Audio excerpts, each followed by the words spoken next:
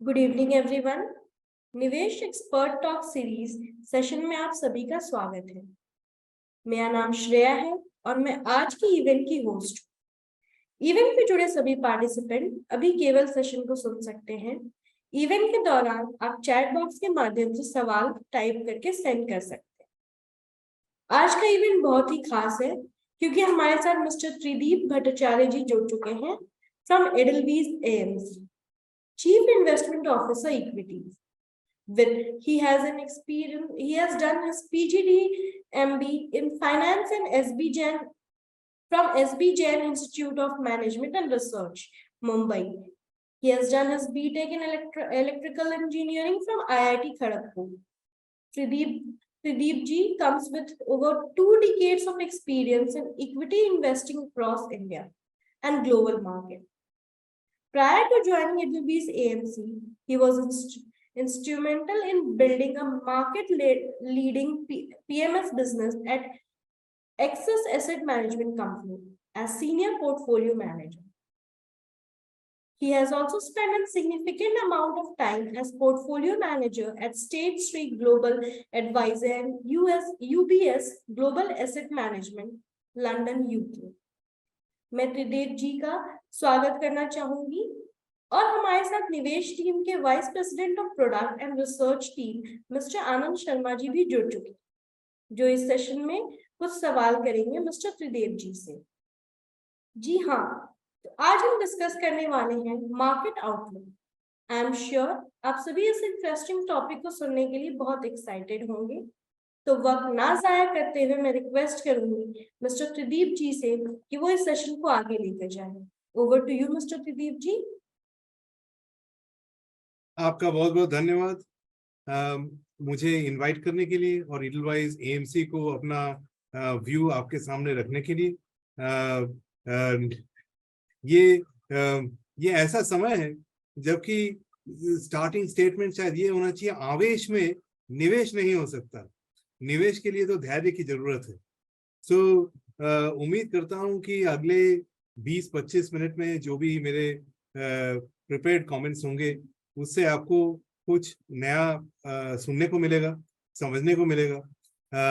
But अगर आप market conditions आज देखें तो एसवीबी बैंक, फिर क्रेडिट स्विस, फिर यूबीएस, अभी मोहतरमा कह रही थी कि इससे बेहतर शायद समय कुछ हो नहीं सकता। साथ में बैठ के थोड़ा सा बात करने का कि क्या हो रहा है दुनिया जहां में और इसके कॉन्टेक्स्ट में इंडिया को कैसे देखा जाए, और अब निवेश के पॉइंट ऑफ व्यू से अगर सोचा जाए तो कहाँ और कैसे पैसे लगाया जाए। तो इन्हीं कुछ सवालों के इनिशियल जवाब जो हैं वो मैं जितना मुझे समझ आता है उस हिसाब से आपके सामने प्रस्तुत करूंगा। फिर जैसे आपके सवाल होंगे उसके जवाब जैसे जैसे होगा वैसे मैं देने की कोशिश करूंगा।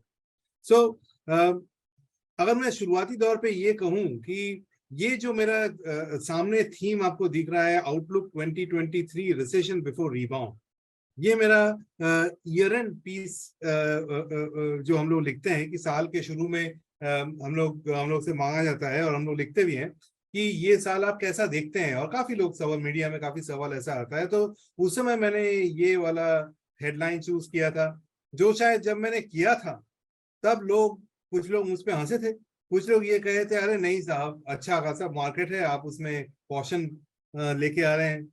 लेकिन अभी जो सूरत हाल है वो देख के आई एम श्योर काफी लोग शायद ये समझ गए होंगे कि जो मैं कह रहा था वो कंप्लीटली आउट ऑफ सिंक नहीं है अभी के रियलिटी से। To cut the long story short, ये साल का हमारा थीम था और है, और जो प्ले आउट भी हो रहा है वो है रिसेशन बिफोर रिबाउंड। कहने का मतलब ये कि ये दुनिया जहां में इससे पहले की रिबाउंड ऑफ इकोनॉमिक एक्टिविटी या अपने को ग्रोथ या इक्विटी मार्केट्स में उछाल ये सब देखने को मिले, पहले अपने को एक रिसेशन से गुजरना होगा या रिसेशन टाइप कंडीशन से गुजरना होगा। इस चीज को जो है समझने के लिए अगले कुछ स्लाइड्स आपके सामने रखता हूं। उसमें सबसे पहले जो मैं बोलना चाहूंगा वो ये कि जरा स्लाइड, हाँ, ये सबका दारोमदार जो है सबसे पहले अगर हम देखें कि इसका जैसे हम अंग्रेजी में कहते हैं इंडिपेंडेंट वेरिएबल, क्या ऐसा हुआ जिसके चलते हम रिसेशन बिफोर रिबाउंड कह रहे हैं, तो ये उसका एक चित्र आपके सामने है, जिसको कहते हैं कि ग्लोबल कॉस्ट ऑफ कैपिटल। मतलब बिजनेस करने के लिए जो आपको इनिशियल पैसे लगाने पड़ते हैं, वो सारा तो पैसा आपके पास होता नहीं है, आप कुछ बोरो करते हैं, तो उसका कॉस्ट जो है, कॉस्ट ऑफ कैपिटल, कैसे पिछले 25 सालों में इवॉल्व हुआ, ये आपके सामने रखा हूं इस स्लाइड में।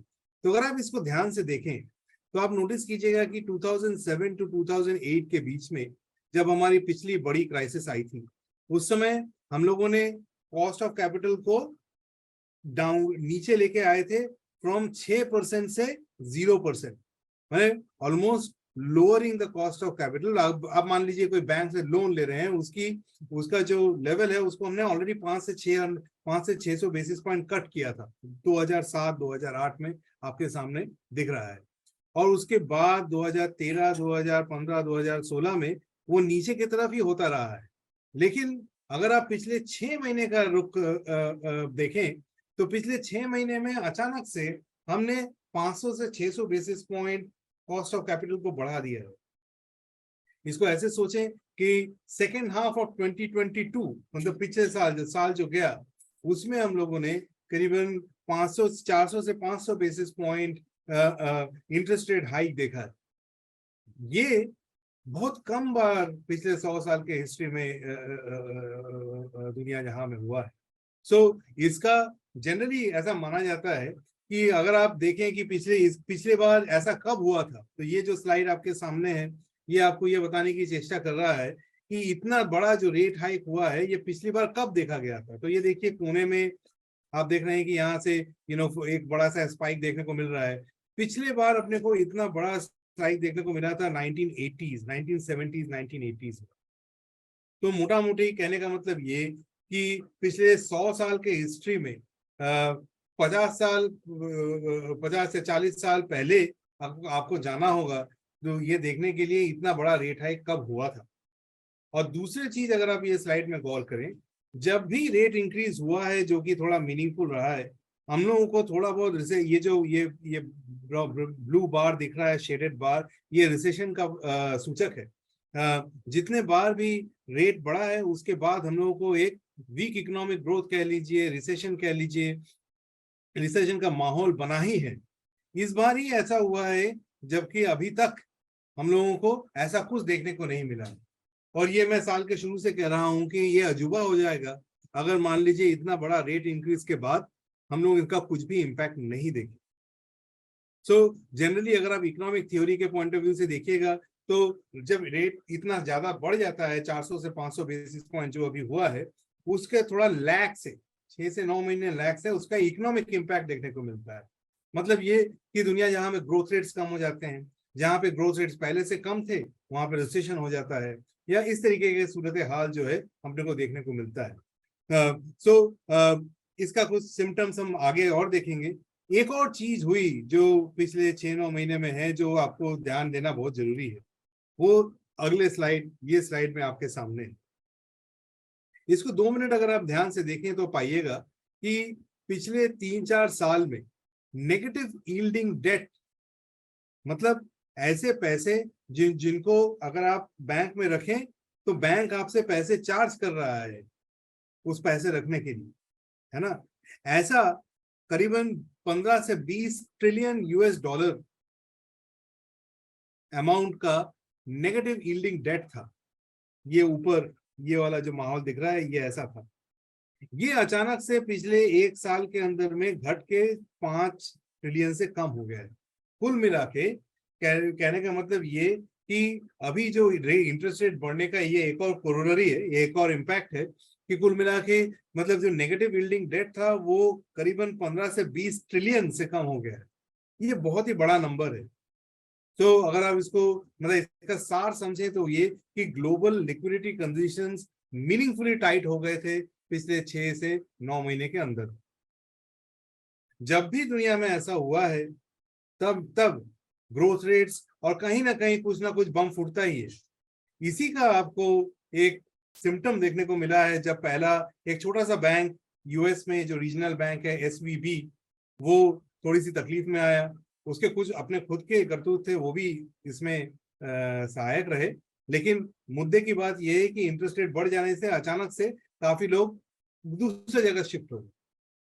उससे थोड़ा बड़े स्केल में आपको क्रेडिट स्विस देखने को मिला, और मेरे ख्याल में ये पहले 3 से 6 महीने साल के, इसमें ऐसे थोड़ा बहुत चुटपुट आगे पीछे होता रहेगा। इसका अगर आप सीधे तरीके से इम्पैक्ट देखें तो ये यूएस में इसका इम्पैक्ट अभी अपने को देखने को मिला है, जितना अभी तक देखा है वो ये कि जो रियल एस्टेट मार्केट है उसमें प्राइसेस अभी 20 से 25% गिरे हैं।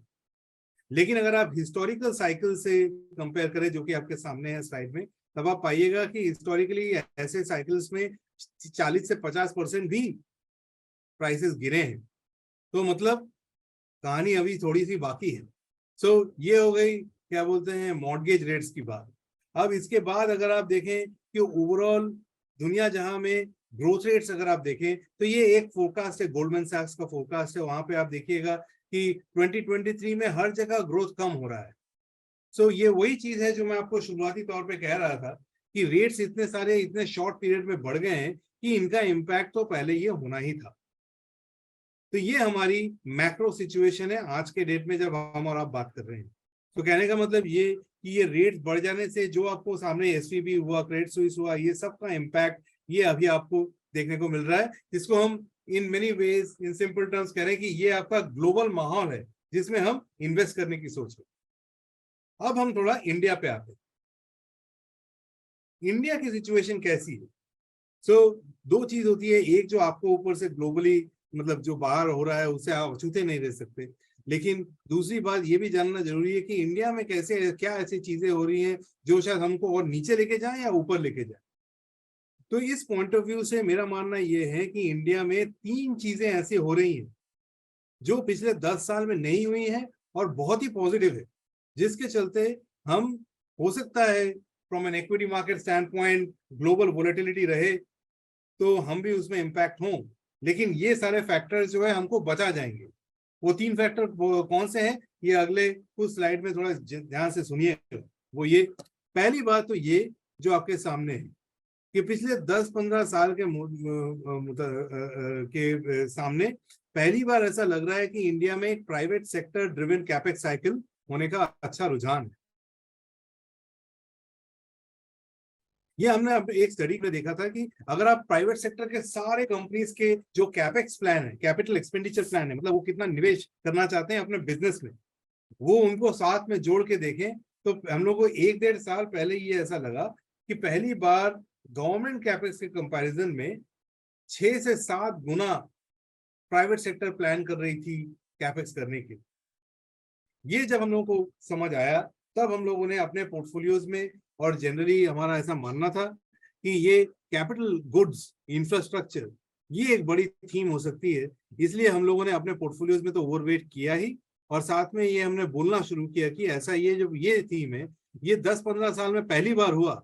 आप में से कुछ ऐसे होंगे जो शायद मार्केट में 10-20 साल बिता चुके होंगे, उनको मालूम है कि पिछली बार जब ऐसा देखा गया था 2003 से 2007 के बीच में, उसके बाद से capital sector, capital good sector थोड़ा द्रुत गति से निम्न गति से ही चल रहा था। अभी फाइनली उसने थोड़ी बहुत गति पकड़ी है, और मेरे हिसाब से अभी यहाँ से लेके 2024 तक अगर आप देखें, मिडिल ऑफ 2024 में हमारे इलेक्शन है, ये थीम मेरे हिसाब से अगर हमारे पास स्टेबल गवर्नमेंट आ गई तो 2024 के बाद थोड़ी और भी जोर पकड़ेगी। तो कुल मिला के ये एक मीडियम टर्म थीम है जो कि बहुत पॉजिटिव है, और इंडिया को बाहर के कुछ हद तक जो हो रहा है दुनिया जहां में उससे इंसुलेट करती है, टोटली नहीं लेकिन कुछ हद तक ये करती है।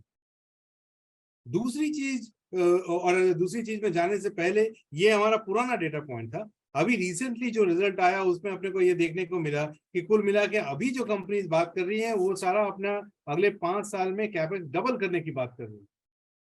तो उसे ये समझ में आता है कि ये थीम धीरे धीरे जोर पकड़ रही है।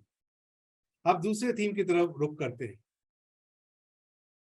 अगर आप ये देखें, ये थोड़ा सा कोरोलरी है अगले पिछले थीम का, लेकिन अपने आप में ये भी पहली बार हो रहा है पिछले 5 साल के कंपैरिजन में। वो ये कि क्रेडिट ऑफटेक जो हम कहते हैं उसका मतलब ये कि इंडस्ट्री को लोन दिए जाने वाली चीजें, ये पिछले साल में पहली बार नेगेटिव से पॉजिटिव हुआ, जो आपने स्लाइड में देख रहे हैं, लोन्स टू इंडस्ट्री।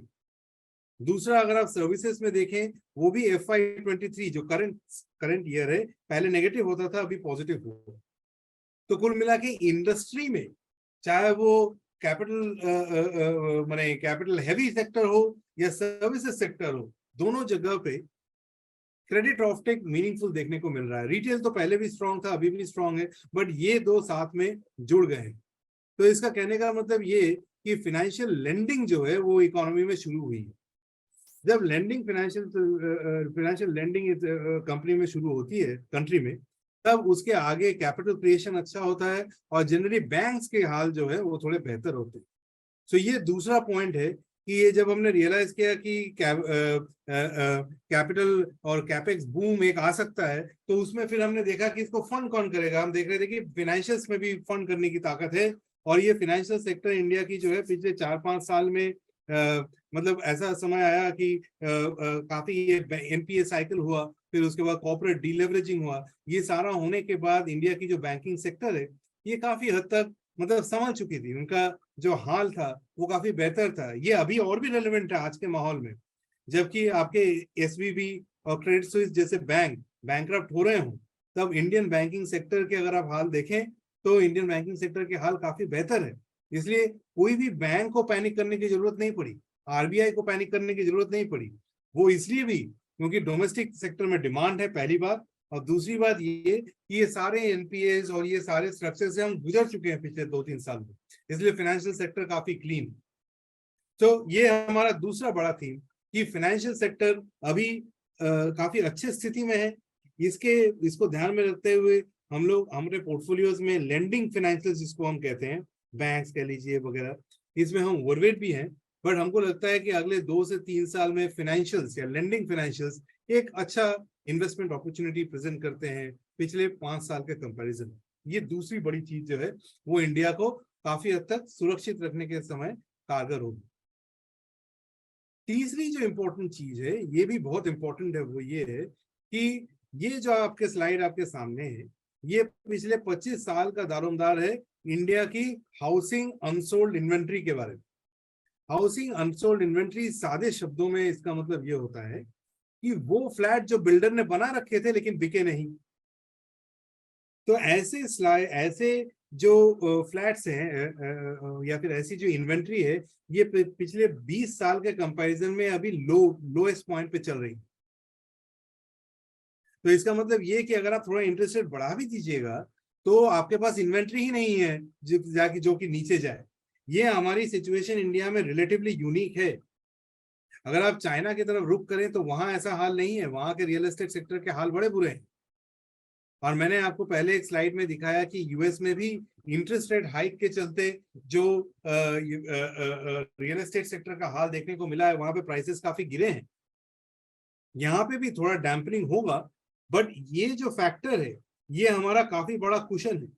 इसका मतलब डाउनसाइड ज्यादा नहीं हो सकता है। अगले 3 से 5 साल मुझे लगता है कि रियल एस्टेट सेक्टर के लिए पिछले 5 से 10 साल के बनिस्बत बेहतर होगा। तो रियल एस्टेट सेक्टर जो है बॉटम आउट कर रही है, तो वो किस हद से तेजी पकड़ेगी वो डिपेंड करेगा कितना इंटरेस्ट रेट ऊपर जाएगा या नहीं जाएगा वगैरह वगैरह, लेकिन मंदी होने के चांसेस जरा कम है।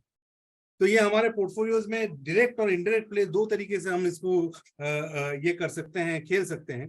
तो हमारे पोर्टफोलियोज में भी और जनरली हम ये मानना है कि इंडायरेक्ट प्लेज रियल एस्टेट के एक अच्छे इन्वेस्टमेंट अपॉर्चुनिटीज बन सकते हैं from a medium term stand point. ये तीसरी बड़ी बात जो ऐसा देखने को मिल रहा है। उसका अगर आप रिसेंटली देखें तो होम सेल्स 2022 में बेहतर ही रहे हैं। और अगर आप चौथे पॉइंट पे आए तो चौथी बात जो ऐसी हो रही है वो ये कि पहली बार पिछले 25 सालों में, अगर आप नीचे वाला स्लाइड देखें ये में, तो पहली बार पिछले 1-1.5 साल में हम लोगों को अच्छा सैलरी इंक्रीज देखने को मिला। ये थोड़ा सा अभी मॉडरेट होगा, लेकिन फिर भी पिछले साल 1-2 साल में 20-25% सैलरी इंक्रीज पहले नहीं दिखा। अभी हालांकि कंजम्पशन स्पेंडिंग थोड़ा डाउन है क्योंकि इन्फ्लेशन के चलते उनको अभी नियर टर्म में इम्पैक्ट आ रही है। कंजम्पशन स्पेंडिंग स्लो ही रहेगा अगले 3 से 6 महीने भी, लेकिन अगर आप उसको थोड़ा 9 से 12 महीने दें, समय दें, तो ये सैलरी इंक्रीज को मद्देनजर रखते हुए ऐसा लगता है कि उनकी भी हालत शायद सुधर जाए।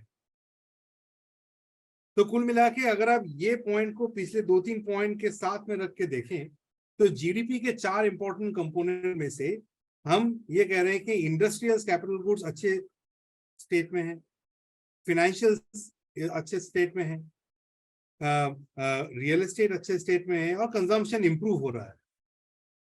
तो 4 इंपॉर्टेंट सेक्टर इकोनॉमी के बॉटम अप तरीके से जो देखें वो सही तरफ आगे बढ़ रहा है। ये दुनिया में बहुत कम ऐसे देश हैं जिसमें ऐसा देखने को मिल रहा है कि बॉटम अप तरीके से उनका जो हाल इतना बेहतर है। तो इसलिए मुझे लगता है कि काफी हद तक जो हमने शुरू करी थी ये काफी नेगेटिव सा मैक्रो ग्लोबली, उसके सामने ये थोड़ा शाइनिंग लाइट जैसे प्रतीत हो रहा है। ये 4 वेरिएबल और ये सब मैं अपने मनगढ़ंत कहानी नहीं सुना रहा हूँ, आपके सामने सब डेटा पॉइंट सहित रख रहा हूँ ताकि आपको भी देखने को मिले कि ये कितना बड़ा इम्पैक्ट हो सकता है। तो इनको अगर सब साथ में रख के अगर हम लोग थोड़ा सा क्या बोलते हैं इक्विटी मार्केट आउटलुक में फोकस करें कि जो हमने अभी तक बात करी उसको समराइज करते हुए अगर आप देखें तो 2023 जो है उसमें सबसे पहले 3 से 6 महीने एटलीस्ट या फिर मे बी 6 से 9 महीने आपको इंटरेस्ट रेट इंक्रीज का इम्पैक्ट इकोनॉमिक ग्रोथ में दिखेगा। उसके बाद इकोनॉमी धीरे धीरे बॉटम आउट करेंगी और वहां से लेकर मिडिल ऑफ नेक्स्ट ईयर तक, जबकि इंडिया में इलेक्शन है, एक अच्छा मौका आएगा जबकि इंटरेस्ट रेट पीक हो चुका होगा, नीचे आता हुआ मिलेगा, इन्फ्लेशन भी नीचे आता हुआ मिलेगा, ग्रोथ भी इंप्रूव करता हुआ मिलेगा। वो माहौल जो है वो इक्विटीज के लिए काफी बेहतर होता है। लेकिन उस माहौल तक पहुंचने से पहले हम लोगों को रिसेशन जैसे कंडीशन से होते हुए जाना पड़ेगा। तो ऐसे माहौल में निवेश कैसे करेंगे? तो हमारा एडवाइस जो हमारे डिस्ट्रीब्यूटर भाइयों के साथ ये रहा है कि ये जो चॉपी पीरियड है इसमें आप रिटर्न ज्यादा एक्सपेक्ट ना करें। ये आपके, इसलिए मैंने शुरुआती कहा कि आवेश में निवेश नहीं हो सकता। तो ये यहाँ पे धैर्य से एसटीपी मोड में हल्के हल्के इन्वेस्ट करते रहें। इन्वेस्ट क्यों करें? अगर आप ये कहते हैं कि अगर नेगेटिव है तो रुक ही जाते हैं, बाद में करते हैं। अगर ऐसा होगा तो उसमें क्या होता है कि जब इकोनॉमी बॉटम आउट होती है, रेट पीक होती है, ये हमको और आपको बता के तो होगी नहीं, अचानक से एक दिन होगी और इक्विटी मार्केट चल पड़ेगी, उसके बाद आप पीछे रह जाएंगे। तो इसलिए इक्विटी मार्केट्स होती हैं वो इकोनॉमी बॉटम आउट होने के थोड़ा पहले से जोर पकड़ती है, तो उसका एग्जैक्ट टाइमिंग करना बड़ा मुश्किल है। इसलिए पहले 6 से 9 महीने हमारा ऐसा मानना है कि it is better to go in tranches. उसमें भी हमारा साल के शुरू से यही कहना रहा है कि पहला क्वार्टर मैंने जैन से मार्च क्वार्टर में थोड़ा सा धीरे, मार्च से जून क्वार्टर में थोड़ा सा अगर आप जोर पकड़े मैंने इन एसटीपी मोड, और gradually towards the end of the year अगर आप इन्वेस्ट हो जाएं तो अगले 2, 3, 4, 5 साल या उससे आगे के लिए आप बहुत अच्छे तरीके से इक्विटी मार्केट में पोजीशन कर पाए। तो ये हो गया हमारा क्या बोलते हैं मतलब थोड़ा सा मार्केट का आउटलुक और कैसे इन्वेस्ट करें उसमें। अब कौन से थीम में इन्वेस्ट करें ये भी मैंने कवर किया है, बट एक समराइज कर देता हूं। वो पहली बात तो ये कि ऐसा मानना है कि फ्रॉम अ मीडियम टर्म, देखिए पोर्टफोलियो जब भी बनाया जाता है वो आप 1 साल या 6 महीने के ध्यान में रख के नहीं बना सकते, आपको हमेशा मीडियम टर्म के हिसाब से देख के ही बनाना होता है। और आप थोड़ा सा ट्विक करते हुए चलते हैं ताकि नियर टर्म जो डिमांड कंडीशन है वो एकदम उससे आप विमुख ना हो जाए, उसको ध्यान में रखते हुए हम थोड़ा सा ट्वीक करते हैं। लेकिन जो मीडियम टर्म थीम्स है वो ये है जो आपके सामने है। पहली बात ये कि हम लोगों को लगता है कि एक अच्छा कैपेक्स साइकिल आने की बात है, इसलिए इंडस्ट्रियल्स, कैपिटल गुड्स, इंफ्रा, ये सब समय का ये सब चीजों का, ये सब सेक्टर्स का समय है। दूसरा, काफी सालों बाद बैंक्स का समय आया है, जबकि लेंडिंग फाइनेंशियल्स में एनपीएस काफी कम है, कॉर्पोरेट्स के हाल सुधरी हुई है और लेंडिंग की जरूरत है। तो ऐसे माहौल में लेंडिंग फाइनेंशियल्स एक ऐसा थीम है जो कि काफी प्रॉफिटेबल हो सकती है। तीसरी हमने बात करी रियल एस्टेट। रियल एस्टेट में हमारा पहले आज से 1-1.5 साल पहले हम लोग direct player of real estate में काफी बुलिश थे। अभी हम थोड़ा indirect players of real estate की तरफ ज्यादा ध्यान किए हैं, क्योंकि लगता है जैसे बिल्डिंग मटेरियल्स हो, इस तरीके के कुछ कंपनीज में अभी भी बहुत अच्छा अपसाइड है और वैल्यूएशन अभी भी रीजनेबल है। फाइनली जो एक थीम मैंने कवर नहीं करी जो यहाँ पे करना चाहूंगा वो ये है कि जो इंडिया के कुछ इडियोसिंक्रेटिक थीम जिसको कहते हैं, मतलब जो एकदम इंडिया का इवोल्यूशन को समराइज करते हैं, उसमें दो ऐसी चीजें हैं जो मुझे लगता है 5 से 10 साल वाले अपॉर्चुनिटी है, यहाँ पे थोड़े पैसे लगाना ही चाहिए। पहला, इंडिजिनाइजेशन ऑफ डिफेंस। इसको मैं अगर आपसे ये कहूं कि नॉर्मली जब भी अपॉर्चुनिटी आती है तो अपॉर्चुनिटी से पहले सप्लाई क्रिएट हो जाता है, ये इंडिया का हमेशा से प्रॉब्लम रहा है। लेकिन इंडिजिनाइजेशन ऑफ डिफेंस एक ऐसा थीम है जो कि आज के डेट में डिमांड इतना ज्यादा है, उसके बनिस्बत सप्लाई कम है, इनको केटर करने वाले लोग कम है, और गवर्नमेंट सामने से कह रहा है कि कंपनीज इंडिजिनाइज करें और R&D करें तो उनको मैं सब्सिडाइज करने को भी तैयार हूँ। तो कहने का मतलब, और हमारे पोर्टफोलियोज में ये हम ओवरवेट भी हैं, कहने का मतलब ये कि जहां पर भी हम लोगों को ऐसा दिखे इंडियनाइजेशन ऑफ डिफेंस के अंदर में थीम जो है, वो उसके चुने जो कंपनीज हैं उसमें काफी अच्छा पैसा medium term to long term में बन सकता है। दूसरी, जो मार्केट शेयर गेनर्स है, देखिए पिछले 4 या 5 सालों में इंडिया चाइना से थोड़ा बहुत मार्केट शेयर गेन करता रहा है, क्योंकि कुछ जगह चाइना ने अपनी जगह छोड़ी, लेकिन अभी यूरोप का जो सूरत हाल है उससे काफी हद तक हम यूरोप से भी मार्केट शेयर गेन कर रहे हैं। तो जो चाइना +1 था वो अभी यूरोप +1 हो गया है, और यूरोप +1 में हमारा कॉस्ट एडवांटेज बहुत ही जोर पकड़ता है, क्योंकि हमारी कॉस्ट बेस यूरोप के कंपैरिजन बहुत ही कम है। तो ये दो थीम जो है, चाइना +1, यूरोप +1 और बेसिकली इंडियनाइजेशन ऑफ डिफेंस, ये कुछ ऐसे थीम है जो अगले 4 से 5 साल तक बहुत लंबे प्रॉफिट देने की पोटेंशियल रखते हैं। तो ये जो 4-5 चुनिंदे थीम्स हैं, इसके जो रिलेटेड सेक्टर्स हैं, ये हमारे पोर्टफोलियोज में ओवरवेट है। और जो भी आपके इन्वेस्टर्स सुन रहे हैं, उनसे मेरा ये कहना होगा कि ये सेक्टर्स में इन्वेस्ट करें तो पैसे बनने के अच्छे चांसेस। इससे पहले कि मैं अपना प्रेजेंटेशन कंक्लूड करूं, कुछ बातें मैं आपके जहन में लाना चाहूंगा जो कि इमीडिएट शायद आपको कुछ इम्पैक्ट ना करे, बट अगले 10 से 20 साल में इनका दारोमदार आपके ऊपर पड़ेगा। वो ये थोड़ी मतलब दूर की बात है, सोचने वाली बात है। आज के डेट में शायद आप कुछ ना करें, पर इसको जब आप एसेट एलोकेट करते हैं तो थोड़ा बहुत आपको ध्यान में रखना चाहिए। उसमें पहली बात जो मैं कहना चाहूंगा वो ये कि देखिए, पिछले 20 सालों में हम डिफ्लेशन देखे हैं ग्लोबल तौर पे। प्राइसेस चीजें की कम इसलिए हुई हैं क्योंकि चाइना में हम मैन्युफैक्चर करते थे और यूएस में बेचते थे। ये दारोमदार जो है अभी ये चेंज हो रहा है। अब हम हर country make in India, make in United States, make in Europe का रट लगाए हुए हैं। जब ऐसा होता है तब इन्फ्लेशन जो है वो सस्टेनेबल तरीके से बढ़ती है। कुल मिला के कहने का मतलब ये इन्फ्लेशन इज स्टिकी। ये आपको नियर टर्म डेटा पॉइंट में भी मिलेगा। अगर आप यूके का आज इन्फ्लेशन देखें तो 10% यूके में इन्फ्लेशन आया है। आप यहाँ पे इंडियन इन्वेस्टर हैं, आपको शायद 10% का आइडिया होगा। मैं कुछ साल यूके में रहा हूं, यूके में 10% इन्फ्लेशन बहुत होता है। So inflation over the medium term will turn out to be sticky. और इन्फ्लेशन जब स्टिकी हो तब asset allocation point of view से दो एसेट क्लास में तो जरूर होना चाहिए from a long term stand point. एक है इक्विटीज, क्योंकि equities are the best inflation hedge, और दूसरा है गोल्ड। अगर मान लीजिए कुछ काम ना करा तो गोल्ड का मैं एक्सपर्ट नहीं हूं, बट फिर भी मैं from asset allocation stand point आपके पोर्टफोलियो में गोल्ड का जो प्रोपोर्शन है वो थोड़ा होना ही चाहिए, अगर ना है तो।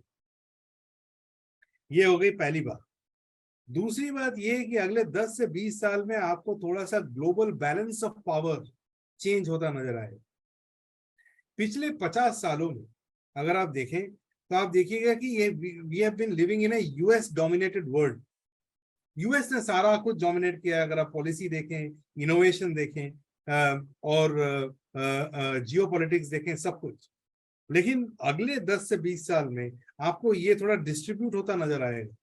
आपको ये नजर आएगा कि यूएस के अलावा चाइना, इंडिया और जो एशियन कंट्रीज हैं उसके तरफ भी थोड़ा बैलेंस ऑफ पावर शिफ्ट हो रहा है। इसका इम्पैक्ट ये है कि जब कोई आप एसेट एलोकेशन करते हैं फॉर ग्लोबल एलोकेशन, तब आप इमर्जिंग मार्केट्स को एक होमोजेनस एसेट क्लास के हिसाब से नहीं देख सकते हैं। आपको ये समझना होगा कि आप कहाँ पैसे एलोकेट कर रहे हैं, और जब तक आप ये नहीं समझिएगा तब तक एसेट एलोकेशन ठीक तरीके से काम नहीं करेगा। ये अगेन लंबी बात है, 10 से 20 साल में ऐसा होगा, ये नहीं कह रहा हूं कि कल के कल हो जाएगा, पर ये थोड़ा सा दिमाग में रख के चलने की बात है। ये हो गई दूसरी बात। तीसरी बात ये कि जो मैंने एक स्लाइड आपको प्रेजेंट करी थी पहले, कि पहले पिछले 15-20 सालों में अगर आपने देखा होगा तो काफी सारा नेगेटिव यील्डिंग डेट था, वहां से अब हम पॉजिटिव यील्डिंग में चले आए हैं। तो इसका मतलब ये है कि काफी सारे उस तरीके के कंपनी जो प्रॉफिट में पहले निम्न गति से बनाती थी, अभी उनको द्रुत गति से बनाना होगा ताकि लोग इन्वेस्टर उसमें इंटरेस्ट हो सके। अभी प्रॉफिट ज्यादा मायने रखता है आज के 5 से 10 साल पहले। तो इसलिए हमारे पोर्टफोलियोज में हमने जैसे पिछले 1-2 साल में, ये जब हमको समझ आया पिछले 1-1.5 साल में, हमने न्यू एज कंपनीज में पैसा नहीं लगाया, इससे हम बच गए। बट आज के डेट में भी हम लोगों को लगता है कि केवल ग्रोथ मायने नहीं रखता है, जो आपको वैल्यूएशन, प्रॉफिट्स, कैश फ्लोज, ये इंपॉर्टेंट मंत्र होंगे पैसे बनाने के लिए अगले 10 से 20 साल। तो इन्हीं कुछ ऐसे ही कुछ पंक्तियों के साथ मैं अपना प्रेजेंटेशन आपके सामने रखता हूं। और जैसे समय अगर हम देखें तो 36 हो गया है, तो कुल मिला के आधे घंटे की मेरी बात, आधे घंटे की आपकी बात। सो उस हिसाब से मैंने अपना पक्ष रखा। अब आपके जैसे सवाल हो वैसे मैं आगे ले जा सकता हूँ। Anand ji. Thank you thank you sir. Thank you Pradeep ji, आपने बहुत ही संक्षेप में सारे सेक्टर्स का व्याख्यान करा, ग्लोबली मार्केट के बारे में हमारे श्रोताओं को बताया कि ग्लोबली क्या चल रहा है।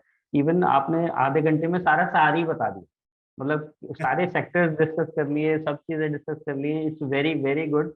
और आई एम श्योर कि आपकी ये सारी बातें सुनने के बाद मैक्सिमम क्वेश्चंस जो हमारे पार्टनर्स के होंगे वो वैसे कम हो गए होंगे, बट सर्टेन पॉइंट्स में कुछ क्वेश्चंस आपसे पुटअप करना चाहूंगा यहाँ पे। जैसे कि आपने बात करा तो एसेट एलोकेशन की आपने बात करी, और आपने सेक्टर सारे डिस्कशन करे। तो एक सेक्टर जो कि एक्सपोर्ट ड्रिवन सेक्टर है, जैसे कि अगर हम ग्लोबली बात करें तो ग्लोबली अभी रिसेशन की एक्सपेक्टेशन हाई है, और इन्फ्लेशन भी जैसे आपने यूरोप का बोला मोर देन 10% है, which is at a very good level right now, और वहाँ स्टिक हो रहा है, वहाँ पे सस्टेन कर रहा है इन्फ्लेशन। तो उस हिसाब से जैसे आईटी सेक्टर देखते हैं या टेक्सटाइल सेक्टर देखते हैं, तो उस पे आपका क्या व्यू रहेगा? क्या निवेशक को एज अ कॉन्ट्राबेट उसमें निवेश करना चाहिए उन फंड्स में, थीमेटिक फंड्स में जो आईटी ड्रिवन है, या अभी उसमें एसआईपी के जरिए अपना इन्वेस्टमेंट स्ट्रेटजी लेके जाएं? किस हिसाब से एक एक्सपोर्ट ड्रिवन सेक्टर्स को देखें? तो मेरा मानना यह है कि अभी जो मैक्रो कंडीशन है, इस माहौल में लमसम तो नहीं करना चाहिए। इस माहौल में एसआईपी या एसटीपी ही देखना चाहिए। ये साल के कैलेंडर ईयर 2023 के पहले 3 से 6 महीने तो ये आप, मैं शुरू से ये कह रहा हूँ, आज के रेट के लिए नहीं कह रहा हूँ, वैसे ही करना चाहिए। दूसरी बात आती है कि ये जो आपने एक्सपोर्ट ओरिएंटेड सेक्टर्स की बात करी, अच्छा अभी इसमें मेरा मानना ये है कि टेक सेक्टर, इसके इन्होंने काफी अच्छे दिन देखे हैं मोदी जी के शब्दों में, पर्टिकुलरली कोविड के समय में जब हम आप घर पे बंद थे। आज वैसे 4:30 बजे मोदी जी का वापस मीटिंग है, पर फिर भी मैं कह रहा कि कोविड के समय में जब हम आप बंद थे तब इन्होंने बहुत अच्छा समय देखा है। तो उसमें क्या है, जो टेक स्पेंड है वो काफी बढ़ गया था। फिर हम आपको बाहर आए तो थोड़ा बहुत कम हुआ, इसलिए पिछले 1-1.5 साल में टेक अंडर परफॉर्म किया है। तो उसके जो वैल्यूएशन मल्टीपल्स हैं वो अभी काफी हद तक कम हो गए हैं, लेकिन जो अगले साल की ग्रोथ है वो अभी कैलिब्रेट होना बाकी है। सो कुल मिला के कोई भी निवेश पॉइंट ऑफ व्यू से 2 चीज मायने रखती है, एक होता है वैल्यूएशन मल्टीपल, दूसरा होता है अर्निंग्स ग्रोथ। तो वैल्यूएशन मल्टीपल अभी ठीक समय पे आ गया है, लेकिन अर्निंग्स ग्रोथ थोड़ा कैलिब्रेट होना बाकी है। तो अगर आप इसको मैं एक और तरीके से समझाऊं, हमारे पोर्टफोलियोज में आज से 1-1.5 साल पहले हम बहुत अच्छे खासे अंडरवेट होते थे टेक और एक्सपोर्ट ओरिएंटेड सेक्टर्स। अभी हम न्यूट्रल हैं, लेकिन हम ओवरवेट नहीं है। ओवरवेट इसलिए नहीं है क्योंकि अभी थोड़ा बहुत पानी बहना शेष है। तो अगले मेरे ख्याल में 3-4 महीने में जैसे जैसे जैसे ये अर्निंग्स कैलिब्रेट होंगे, वैसे वैसे हम स्टॉक स्पेसिफिक बेसिस में इसको इवेल्युएट करके आगे बढ़ेंगे। पर अभी के माहौल में मैं तो ये कहूंगा कि एसटीपी मोड में अगले 3 से 6 महीने में देखना चाहिए। अभी शायद थीमेटिक या फिर बहुत एक अतरंगी, मतलब एक सेक्टर स्पेसिफिक थीम, मुझे लगता है कि थोड़ा सा दूर रहना चाहिए, थोड़ा डाइवर्सिफाइड पोर्टफोलियोज में होना चाहिए। और पर्टिकुलरली 2023 में, क्योंकि अभी जो हम थोड़ा एक्सीडेंट प्रोन है, मैक्रो पॉइंट ऑफ व्यू से थोड़े से एक्सीडेंट प्रोन है, और जब मैक्रो तरीके से एक्सीडेंट प्रोन होते हैं तब एकदम बहुत ज्यादा स्पेशलाइज्ड होने से रिस्क थोड़ा ज्यादा बढ़ जाता है, ऐसा मेरा मानना।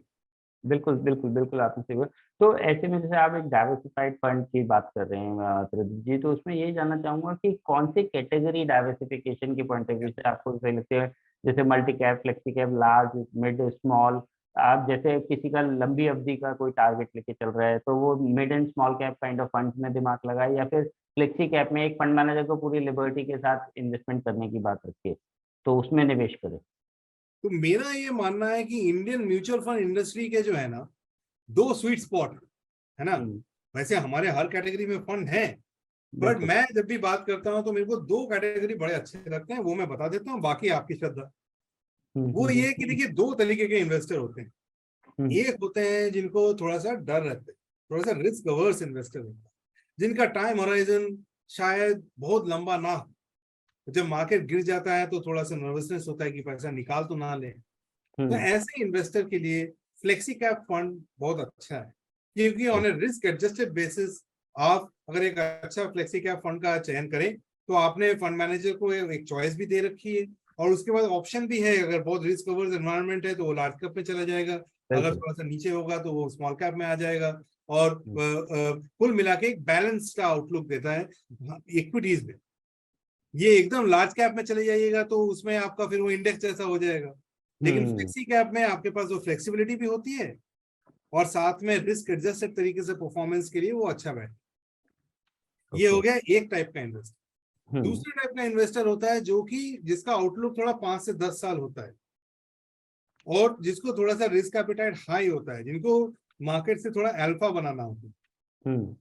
तो ऐसे निवेशकों के लिए मेरे हिसाब से मिड कैप फंड एक बहुत अच्छा कैटेगरी। वो इसलिए क्योंकि मिड कैप फंड में आप स्मॉल कैप फंड का एग्जीक्यूशन रिस्क नहीं ले रहे हैं, और लार्ज कैप फंड में से ज्यादा ग्रोथ आपको मिल रही है, ये पहली बात। दूसरी बात ये कि मिड कैप जो कैटेगरी है, ये एक सक्सेसफुल स्मॉल कैप तब जाकर वो मिड कैप बना, और एक एस्पायरिंग लार्ज कैप, मतलब ग्रोथ की एस्पिरेशन अभी भी तेज है। तो जो कंपनी की कॉर्पोरेट लाइफ साइकिल है, उसका जो स्वीट स्पॉट है वो अच्छे से कवर होता है मिड कैप कैटेगरी। तो अल्फा पॉइंट ऑफ व्यू से, और हालांकि इसमें वोलेटिलिटी भी ज्यादा होती है, तो अल्फा पॉइंट ऑफ व्यू से अगर आप थोड़ा 5 से 10 साल का रुख करें तो मिड कैप कैटेगरी में पैसा लगाना और फ्लेक्सी कैप कैटेगरी में पैसा लगाना ऑन रिस्क एडजस्टेड बेसिस, ये 2 कैटेगरी में आपको बैलेंस करते हुए चलना है मेरे हिसाब से from an asset allocation stand पर। ओके, तो दोस्तों जैसे कि त्रिदिप जी ने बताया, अगर कोई कंजर्वेटिव इन्वेस्टर है तो उसको एसेट एलोकेशन पूरा ध्यान में रखते हुए उसको इक्विटीज में फ्लेक्सी कैप में इन्वेस्टमेंट करनी चाहिए, और अगर कोई अग्रेसिव इन्वेस्टर है विद इन इक्विटीज में, उसको एक अपना एसेट एलोकेशन को मेंटेन करते हुए उसको मैक्सिमम पैसा अपना मिड कैप में इन्वेस्टमेंट करनी चाहिए।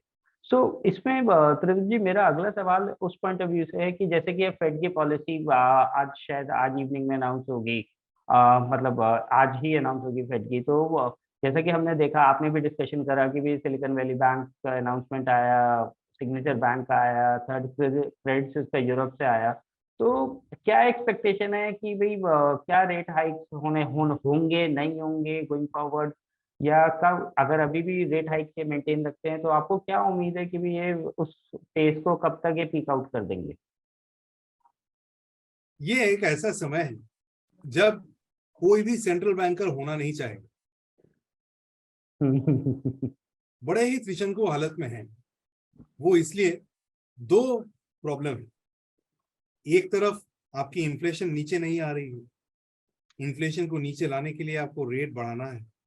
बिल्कुल। दूसरी तरफ जो मैंने पहले प्रेजेंट करा, अगर आपने 500-600 बेसिस पॉइंट रेट बढ़ा दिए तो आपके बैंक्स बैंकरप्ट हो रहे हैं, हम्म, तो आप क्या संभालिएगा। तो अंग्रेजी में कहावत है, between a rock and a hard place. तो अभी सेंट्रल बैंकर्स का हाल ऐसा है। लेकिन मेरे हिसाब से अभी जो जो मेरा सेंट्रल एक्सपेक्टेशन, इसमें मेरा नहीं, मतलब अगर आप कंसेंसस एक्सपेक्टेशन देखें तो हाँ, 80% प्रोबेबिलिटी है कि 25 बेसिस पॉइंट हाइक आपको देखने को मिलेगा। सो 25 बेसिस पॉइंट उनका ओके। मानना ये है कि ये बहुत ज्यादा भी नहीं है, एट द सेम टाइम कम भी नहीं है। देखिए, अगर आप इंटरेस्ट रेट को बढ़ाइएगा नहीं तो इन्फ्लेशन बढ़ता चला जाएगा, वो एक अपने में प्रॉब्लम है। बिल्कुल। लेकिन आप बहुत ज्यादा बढ़ा दीजिएगा तो फिर वो जैसे बैंक्स को तकलीफ हुई वैसे और बैंक्स शायद निकले। रीजनल बैंक्स तो अभी तक एक ही निकला है, कुछ और निकले। तो इसलिए बैलेंसिंग एक्ट करना जरूरी है, और मेरे ख्याल से वही फेड करेगा।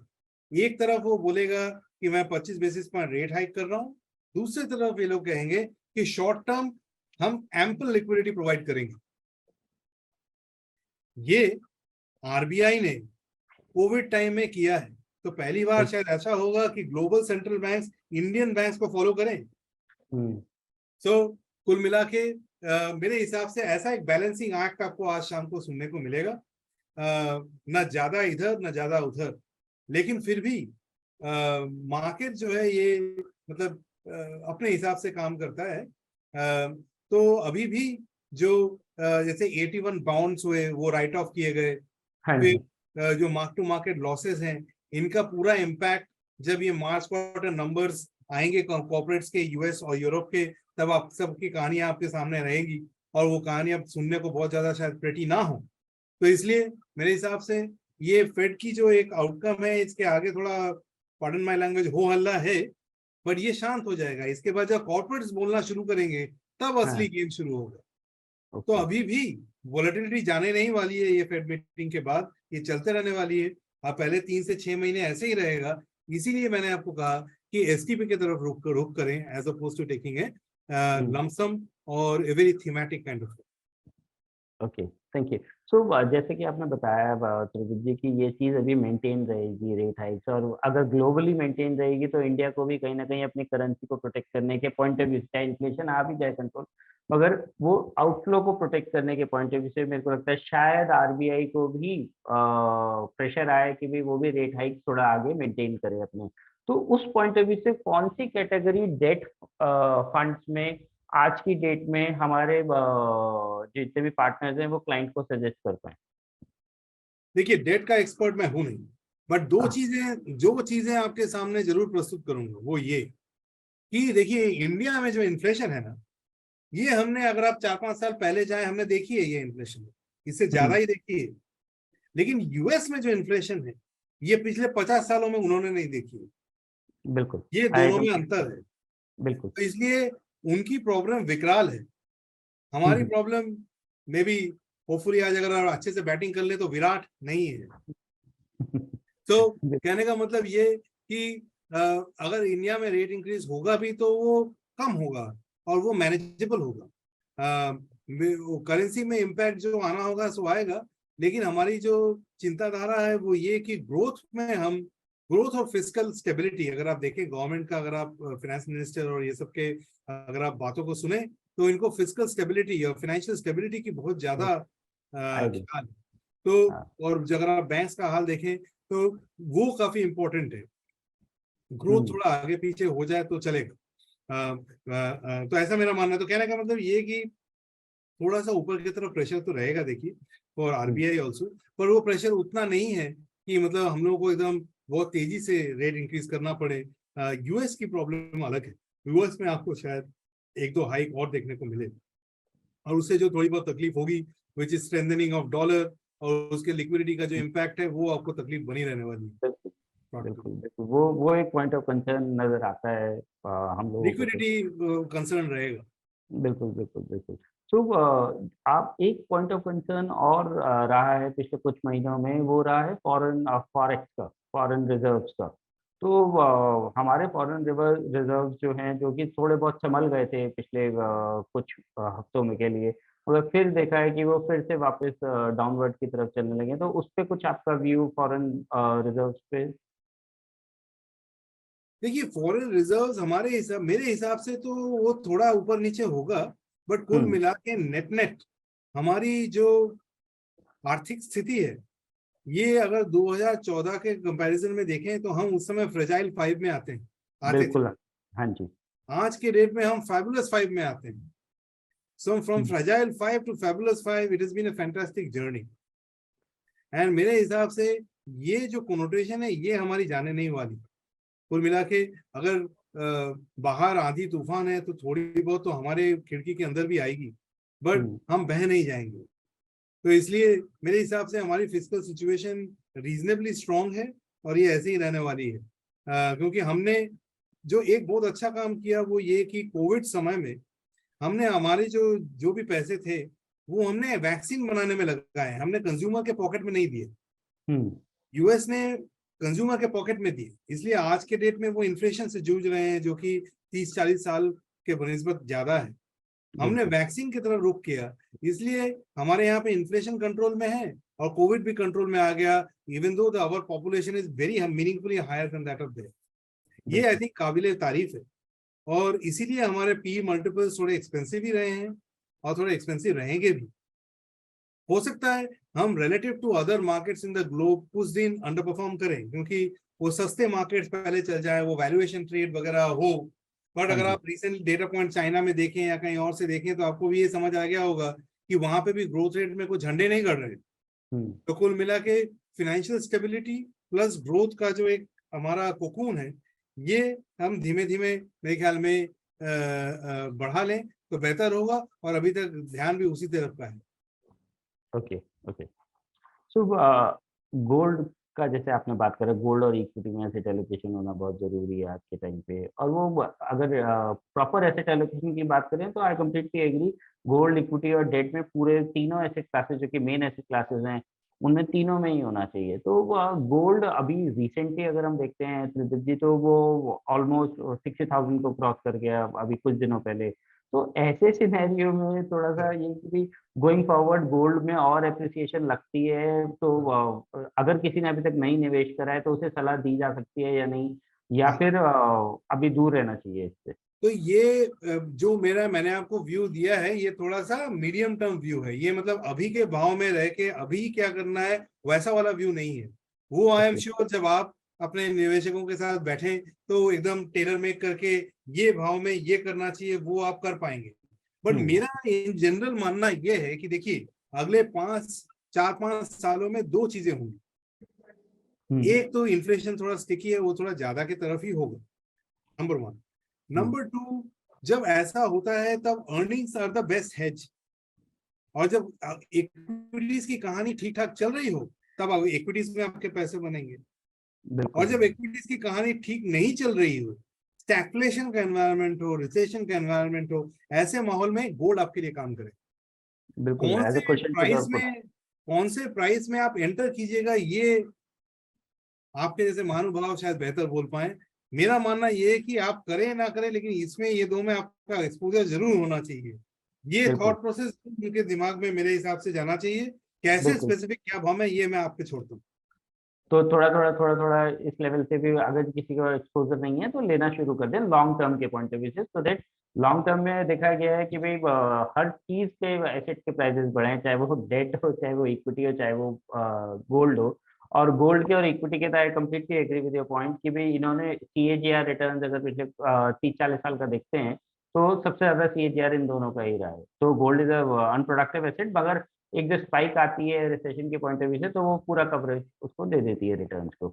तो इसमें एक क्वेश्चन, जैसे आप बोल रहे हैं एसटीपी एसआईपी के थ्रू निवेश करें, और बनता भी आज जिस हिसाब से वॉलेटाइल मार्केट रही है पिछले 1 साल, और अभी भी 6-8 महीने अभी भी अनसर्टेनिटी मेंटेन्ड है। तो I completely we completely honour your words कि भई हाँ, एसआईपी और एसटीपी के थ्रू ही इन्वेस्टमेंट करनी चाहिए।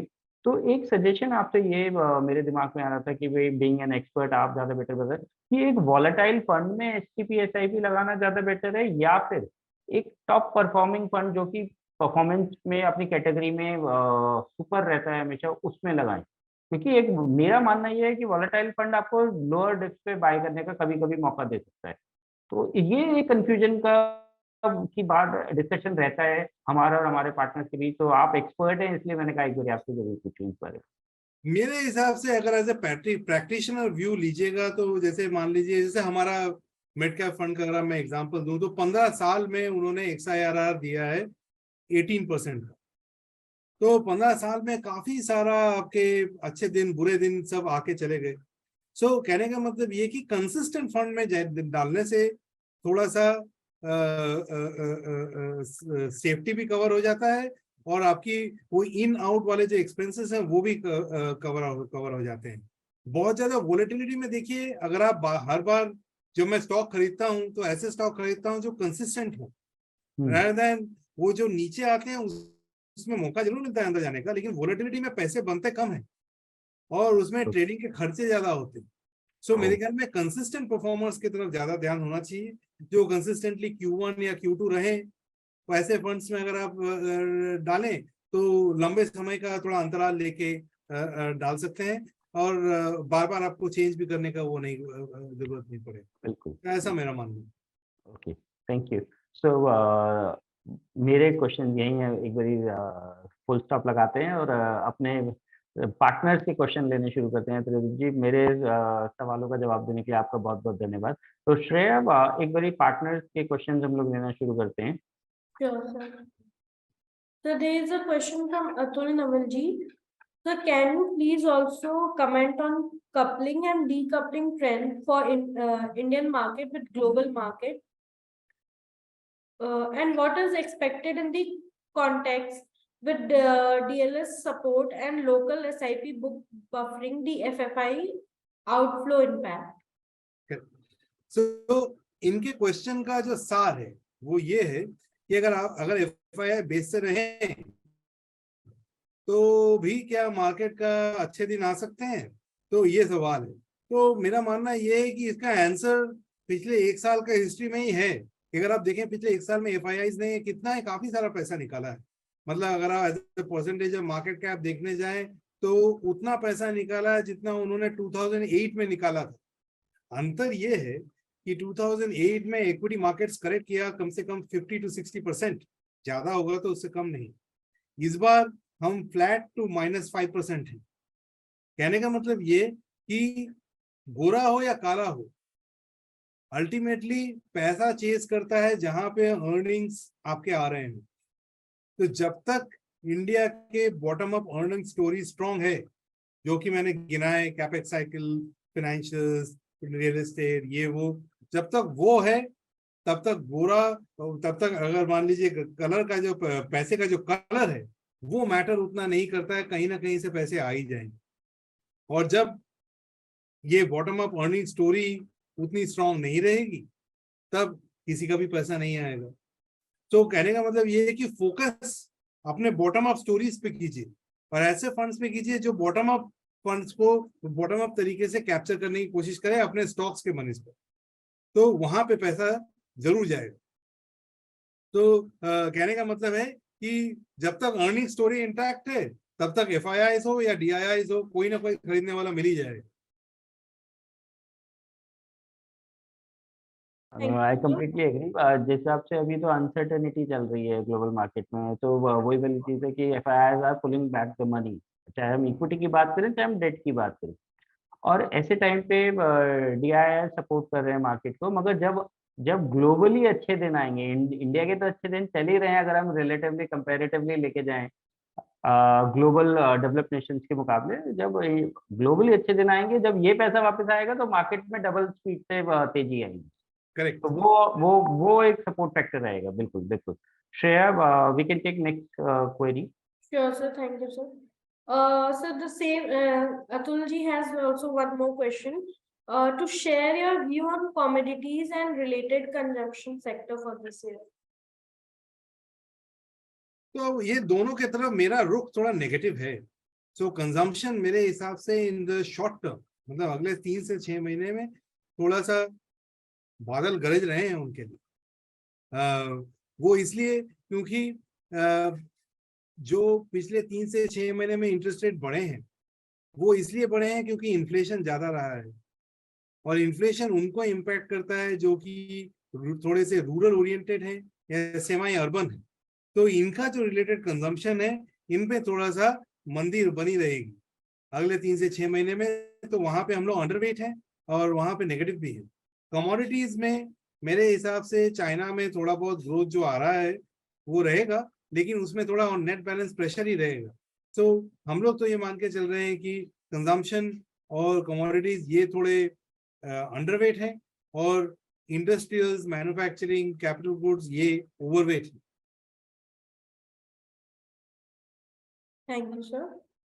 So there is other question from Ram Kumar ji. Describe some points about small cap fund. तो आई थिंक उससे पहले इन्होंने एक और सवाल पूछा था जो मैं भी देख रहा हूँ चैट में। वो कह रहे हैं कि ये मॉनसून एल नीनो की बात आ रही है, ये एल नीनो का जो पॉइंट से अभी हाल में अगले 1-15 क्लैरिटी आएगी इस पे कि जा रहा है। पर अभी आज के डेट में अगर आप देखें तो मैं कहूँगा Tribhuvan ji, we are unable to hear you. गर्मी ज्यादा रहने का रुझान है। Yes, sir. Sir, sorry for disturbing. आपकी वॉइस ब्रेक हो रही है। ओके, आई एम सॉरी, आपकी वॉइस ब्रेक हो रही है। I am sorry. Now it's fine. आपका वीडियो भी अब स्टिल से हट गया। हेलो। अच्छा, मैं वीडियो ऑफ किया है जस्ट इन केस उससे आपका साउंड बेहतर हो। अभी सुनाई पड़ रहा है ठीक? हाँ जी, बिल्कुल बिल्कुल, प्लीज कंटिन्यू। सो मैं ये कह रहा था कि ये एल नीनो का थोड़ा बहुत इम्पैक्ट रहेगा हमारे रूरल रिकवरी में, जो थोड़ा शायद नेगेटिव हो। वो मतलब जो द्रुत गति से चल रही है वो शायद सिंगल गति से चले, लेकिन रिकवरी तो होगी, थोड़ी बहुत हो भी रही है। बट अगर अगर मानसून अच्छा नहीं आया तो थोड़ी बहुत रूरल ग्रोथ में पहले के बने थोड़ा शायद कम हो, और 2 साल मानसून आया है, थोड़ा हो सकता है थोड़ा एवरेज सा रहे, ऐसा मेरा मानना है। Thank you, sir. So there is a question from Ram Kumar ji. Describe some points about small cap fund. So small cap जो है ये out and out alpha category है मेरे हिसाब से। इसमें आपको तब पैसे लगाने चाहिए जब आप इक्विटी में स्ट्रॉन्ग बिलीवर हैं, नंबर 1। नंबर 2, आपका आउटलुक 5 से 10 साल है और उससे ज्यादा है तो कम नहीं। और तीसरी बात, आप मार्केट में अल्फा बनाने की सोच रहे हैं। ऐसे माहौल में स्मॉल कैप फंड आपके लिए बड़ा सहायक होगा। हम आज के डेट में रिस्क को ध्यान में रखते हुए मिड कैप फंड को थोड़ा ज्यादा प्रेफर कर रहे हैं as oppose to that of small cap. Small cap का भी समय आएगा, हमारे पास एक बहुत अच्छा अल्फा 5 से 6% का अल्फा है। From a long term stand point बहुत अच्छी कैटेगरी है, बट रिस्क को ध्यान में रखते हुए between mid and small cap category पहला प्रेफरेंस आज के डेट में मेरे लिए मिड कैप फंड है। Thank you, sir. Say there is one more question from Ayush Gupta. What do you think of tech and auto sector? So tech की तो अपनी बात हो गई है। ऑटोज में मेरा मानना ये है कि ये जो अभी दारोमदार है ग्रोथ रेट का, ये ग्रोथ रेट का कह लीजिए, आप कह लीजिए कि जो इंटरेस्ट रेट बढ़ने वाले हैं उनमें। So your voice is breaking. Okay, अभी बेहतर? Yes. मैं कह रहा था कि जो auto sector point of view से कि जो इंटरेस्ट रेट इंक्रीज है उसका इम्पैक्ट आपको FY24 में ऑटो फाइनेंसिंग में देखने को मिलेगा। इसलिए शायद ग्रोथ रेट उतनी ना रहे जितनी पहले रहा हो। इसको इंटरेस्ट रेट सेंसिटिव सेक्टर भी कहा जाता है। तो इसलिए जो उन्होंने अच्छी ग्रोथ, पेंट अप डिमांड को ध्यान में रखते हुए देखा, उतना शायद अगला 1 साल में उनको ग्रोथ उतना स्ट्रांग ना देखने को मिले। तो आज के डेट में ऑटोज में मैं प्रोबेबली अंडरवेट हूँ। स्टॉक्स स्पेसिफिक overweight हूँ, but overall sector wise we would be underweight auto sector. Thank you, sir. So there are no more questions. So, Tridib ji, there are no further queries from our partners. तो मैं आपका एक बार फिर से बहुत-बहुत धन्यवाद करना चाहूँगा कि आप आए हमारे नेट सेशन में और आपने बहुत ही छोटे शब्दों में पूरा मार्केट ज्ञान, मैं दोबारा बोल रहा हूँ, पूरा मार्केट ज्ञान सारा ग्लोबली, डोमेस्टिकली सारा आपने बताया। So thank you very much for joining us and मैं श्रोताओं को भी अपना धन्यवाद बोल के कहना चाहूँगा हमें सुनने के लिए और पेशेंसली हमारे साथ रहने के लिए। धन्यवाद आप सबका बहुत-बहुत। Thank you, Nivesh. Thank you, Anand ji, for inviting us. और आपके सवाल और आपका ये सेशन मेरे लिए भी काफी इंसाइटफुल रहा। Thank you very much. Thank you. Thank you, sir.